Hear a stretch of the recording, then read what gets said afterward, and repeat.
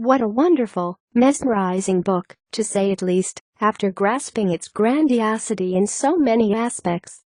Not only this is the memoir of a woman that witnesses her most authentic, profound experience, but it also bears testimony to the journey of a person that endures the rare, yet nightmarish psychotic episodes, while illuminating what is perceived as disease with a lot of courage and insight.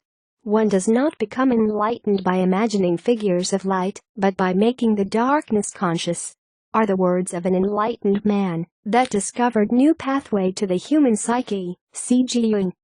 Following these lines of thoughts, the book proves itself to be a glimpse of light for the ones that are going through the phases of psychosis, their descent into the realm of the underworld of their own unconscious. The research of Jung about psychotic disorders says that such people are fragile, and their conscious mind is invaded by the realm of the unconscious, making it difficult to cope.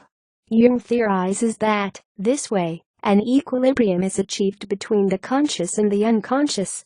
The mind's center can no longer behold such a unique and poetic metaphor for the author's experience, which also alludes to the postmodernist philosophy that she might have become familiar with during her college years, where the initiation into the realm of questioning was cultivated, the results being seen into her way of giving up upon social conventions and adhering to her own inner values, the journey being almost Nietzschean.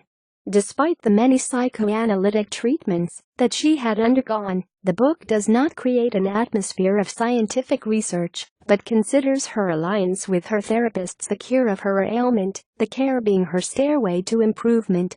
The book, despite its rather grotesque episodes, is not a tale of despair, but a very human perspective into the condition of the mentally ill, demolishing the horizon of expectations about afflicted people. The suffering of schizophrenia is not only related to the darkness of a plethora of symptoms that are hardly understood and poorly cared for, but the social invalidation and the stigma that comes with it, considering the fact that mental illness has been harshly condemned by the rotten prejudice of an inhuman society. As a consequence of that, the author follows the days of wearing the mask of well-being as a way of avoiding falling prey to injustice. Imagine a person that leads a double life just to stay safe. This is the compromise that several people afflicted by mental illness are obliged to endure. This is the agreement of silence, the censorship that unjustly covers the voice of the people with unheard experience, a punishment far more cruel than any kind of isolation.